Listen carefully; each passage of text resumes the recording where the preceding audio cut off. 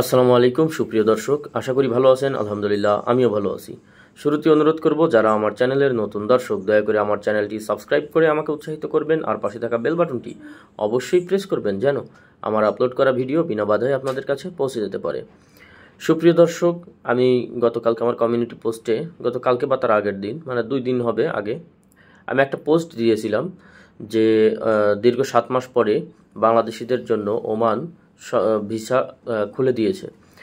Actually এটা সঠিক কথা যে বাংলাদেশিদের জন্য ওমান ভিসা খুলে দিয়েছে, কিন্তু আগের মতো একদম পুরোপুরি পাইকারি দরে ওপেন করেনি। এর মধ্যে কিছু কন্ডিশনস তারা যুক্ত করে দিয়েছে।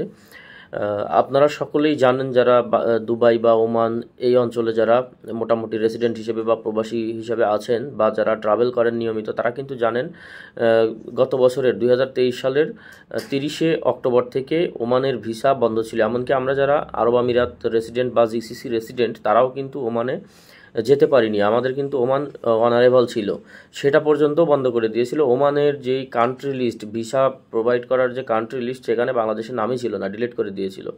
কিন্তু বর্তমানে কিন্তু সেখানে আবার বাংলাদেশের নাম যুক্ত করা হয়েছে, এবং সেই যে বন্ধ করার যে ঘোষণাটা ছিল সেটা মোটামুটি উইথড্র করেছে, বাংলাদেশিদের জন্য ভিসা খুলে দিয়েছে। কিন্তু আগের মতো না, যেটা একটু আগেই বললাম যে পাইকারি দরে নয়, ওরা কিছু টার্মস অ্যান্ড কন্ডিশনস করে দিয়েছে।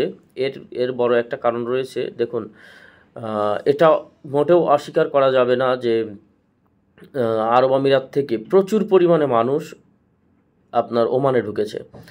বাংলাদেশের মানুষ যেখান দিয়ে সুযোগ পায়, একটু ফাঁক পেলে সেখান দিয়েই আপনার ঢুকে পড়ে। সেখানকার নিয়মকানুন, ঢোকার যে একটা রুলস রয়েছে, সেটা কিন্তু তারা তোয়াক্কাই করে না। বহু মানুষ এই সুযোগ পেয়ে দুবাইতে এসেছিল। দুবাইতে আসার পরে যখন দেখছে না, এখানে আসাটা শুধুই অহেতুক মরিচিকা ছাড়া আর কিছু না, মানে কিছুই করতে পারে নাই, তারা কি করছে, অনারাইভাল ভিসার সুবিধাটা নিয়ে ওমানে ঢুকে গেছে। ওমানে গিয়ে প্রচুর পরিমাণে বেকারত্বের হার বাড়াইছে, সেখানকার আইন শৃঙ্খলা ভঙ্গ করছে, বিভিন্ন ধরনের মানে ভায়োলেশন, যার কারণে বন্ধ করে দিয়েছিল। আমরা যারা রেসিডেন্ট, ইউএই রেসিডেন্ট, আমাদের জন্য বন্ধ করে দিয়েছিল। যেটা এর আগেও বলেছি যে স্লটে কান্ট্রি লিস্টে বাংলাদেশের নামই ছিল না। 2-4 দিন আগেই বাংলাদেশের নাম আবার যুক্ত করেছে, বাংলাদেশিদের জন্য কিন্তু চালু করে দিয়েছে। কিন্তু ওরা যেই টার্মস অ্যান্ড কন্ডিশনটা যুক্ত করে দিয়েছে, আগে যেরকম আপনি যে কোনো পেশায় থাকলে জিসিসিতে আপনারা যেতে পারতেন ওমানে অনারাইভাল, ভিসা ফ্রি হিসাবে, অনারাইভাল ভিসা আর কি, পোর্টে গিয়ে আপনাকে ভিসা ফি 50 দিরহাম প্রদান করতে হতো, 50 দিরহাম বা 5 ওমানি রিয়েল সমপরিমাণ টাকা।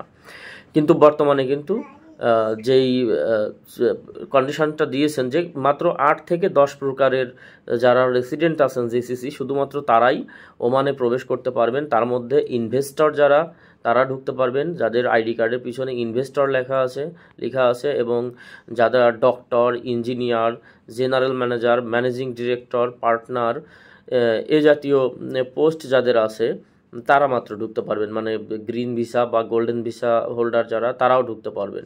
এই 10 প্রকারের, 8 থেকে 10 প্রকারের পেশা রয়েছে। এছাড়া বাহিরের যত ধরনের পেশা আছে সব কিন্তু মোটামুটি বন্ধ, তাদেরকে যেতে দিবে না। যেমন আমার যেই পেশাটা ছিল, আমার আগে ছিল পার্টনার পেশাটা, আমি কিন্তু পার্টনার পেশা ওটা ক্যান্সেল করে নিজের সুবিধার জন্য নিয়েছিলাম মার্কেটিং ম্যানেজার। যেহেতু আমি মার্কেটিং সেক্টর নিয়ে কাজ করি, এই জন্য আমি পার্টনার ক্যান্সেল করে মার্কেটিং ম্যানেজার করে নিয়েছি।